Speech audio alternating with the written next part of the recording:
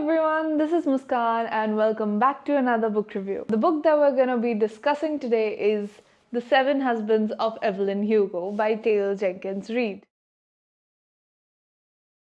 I know I'm pretty late on this wagon, alright. I know a lot of people out there love this book, but I also know there are a lot of people out there just like me who have not picked it up yet. And for those of you who haven't, let me give you a brief synopsis of what this book is about. So this book is about this fictional icon slash Hollywood actress called Evelyn Hugo. So in the present day, Evelyn is quite old and she has survived 7 husbands who are all now dead. And Evelyn Hugo is a household name. Like, everybody knows her. She is a legend. And throughout her life, she has been surrounded with controversy. And even though there have been a lot of rumors about her, there is nothing directly confirmed from the source, meaning that she hasn't given a lot of interviews. Out of the blue, Evelyn decides to give her full life story, her autobiography, to this rookie journalist named Monique. And we are reading through Monique's perspective. Monique has no idea why she is getting such a huge opportunity, and neither do we. So we get to know about Evelyn's story as and when Monique gets to know about it. She keeps on meeting up with Evelyn, and that's when Evelyn breaks down her story little by little in front of her. And the first question Monique asks her is obviously, out of the 7 husbands, who was the love of your life? And of course, Evelyn does not answer that because Evelyn does not do anything that she doesn't want to do. And I honestly did not expect to love this book so much. And even though I've heard really good things about it from anyone and everyone, I didn't think I would love it so much because I didn't think it would be my cup of tea. But even if I don't acknowledge it, you all don't acknowledge it, we all love celebrity gossip. And that's what it is. This book is the biggest fictional scoop on any celebrity gossip possible. And what makes it even better is how real Evelyn Hugo is as a character. Even though she's presented as one of the first it girls of Hollywood, at times she is very relatable. She's a flawed character and she's just amazingly written. And that's all I'm gonna say for the non-spoilery section part of the video. So if you've not read the book, you should definitely go check it out. For those of you who've read it, let's get into it. So I read this book in under 24 hours. And I regret nothing. And it has been a very long time since I've done that. I mean, the way Evelyn is written, she feels like she was real. Like she's one of the legends of Hollywood. And reading this book was like getting a front row seat to the juiciest celebrity gossip. So Evelyn starts off by telling Monique about her initial life and her first husband, whom she only married to get out of her house, away from her alcoholic and abusive father. And he became her ticket to Hollywood. So at this point of time, Evelyn is Evelyn Diaz, and she is in the geographical area of Hollywood, but she is yet to sign with any studios or meet with any producers. But even with zero acting skills, she knows that she will just walk into a room and everybody would just start gawking at her. Nobody would be able to take their eyes off of her. And she uses it to her advantage throughout the book. As soon as she signs with Sunset Studios, she says goodbye to her first husband, Ernie, and starts to make a name for herself. She stars in a couple of movies and starts to become really famous. That's when she meets her second husband, Don Adler. She actually falls in love with Don. Evelyn had thought that she found her dream prince. He then turns out to be abusive and a total garbage bag. But being a star in his own right, he was very threatened by Evelyn's success. And then Evelyn divorced him, which was a very bold move at the time because, for context, this is probably 1960s or 70s, and divorcing a big star at that time was definitely career suicide. But Evelyn definitely came out much stronger. And during her period with Dawn, we are also introduced to this other character, Celia St. James. And from the moment I read how Celia was written, I knew there was gonna be tea there. And boy, was that the biggest tea of this book. That after being through 7 husbands, the love of her life was Celia St. James. Mind you, this is a time where being queer or gay could actually get you killed or like physically harmed or definitely would have tanked your career. I just really love how Evelyn and Celia's relationship develops over time. So of course, Evelyn cannot marry Celia. The two husbands that come after she starts dating Celia, at least one of them was to cover up her relationship with Celia. I think that was Mick Riva, and that was one of my favorite moments in the book. Not because of what happens, but because of how it's written. So basically, Evelyn and Celia's relationship is in danger of being exposed. And that's where Evelyn knows that she has to do something to take the focus off of that.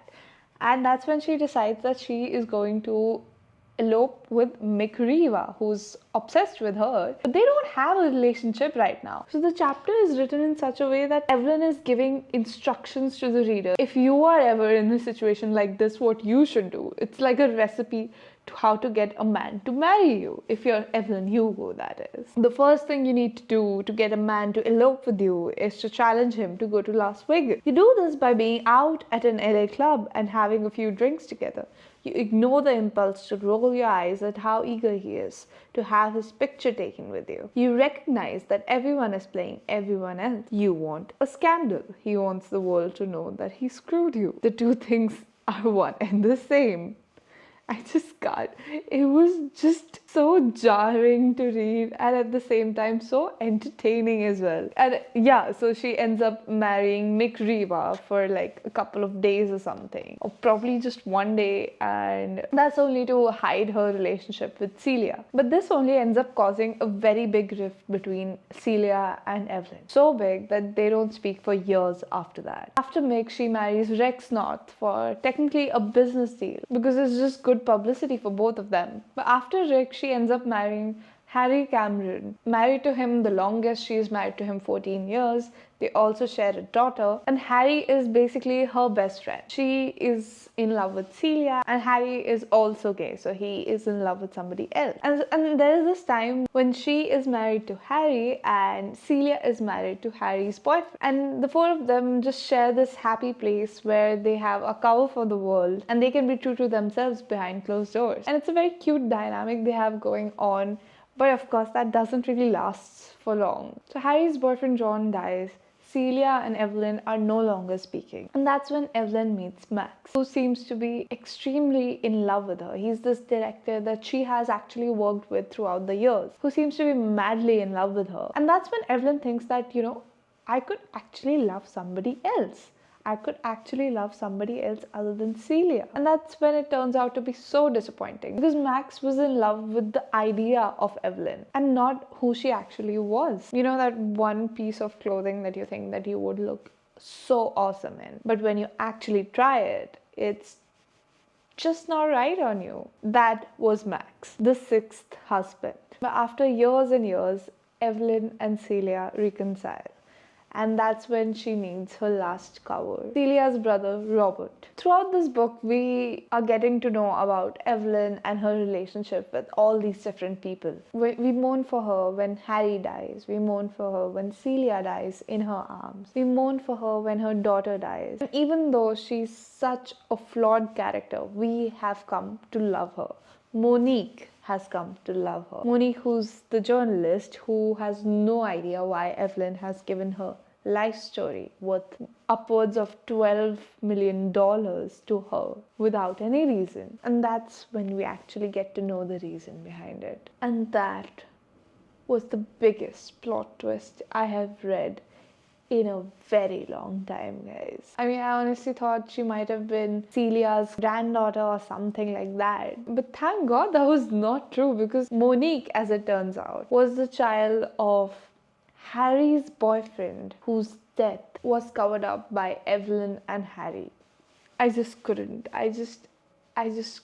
with that plot twist. And after you've come to love Evelyn, even through all of her flaws, this bombshell drops on you, and it just makes you see everything in a new light. And of course, now everything makes sense why Evelyn is giving this opportunity to Monique, why she's telling the full truth about her life. It really shocked me. I would not have predicted that. I did not see that coming at all. Overall in all, I think I'm gonna give this book a 4.5 stars out of 5. And the only reason I'm not giving it a 5 on 5 is because I really did not like Monique's character. It really did not like her. I really did not like her story. I think it was just sidetracking us from everything. It did not really serve any real purpose. I mean, I really was so annoyed with her until we found out that she was the daughter of that guy. And that's when I actually sympathized with her. But overall, her character went through zero character development. And it was just there, used as a plot device for us to get to know Evelyn Hugo. But I had so much fun reading this book, guys. I don't know why I didn't pick it up before. I'm definitely gonna check out more of Taylor Jenkins Reid's books. And from what I've read, I think they are based in the same universe, and there are some characters cross-referred, and I just love Easter eggs like those. I think who doesn't? And yeah, I'm gonna be picking up more of Taylor's books. So if you have any recommendation on which one I should pick up first, please leave a comment down below and let me know. And if you have any similar thoughts about this book, if you had a great experience or if you didn't have a great experience, I would love to know your thoughts in the comments down below. So that's it for this video, guys. I hope you had a good time because I definitely did. And don't forget to like, share and subscribe.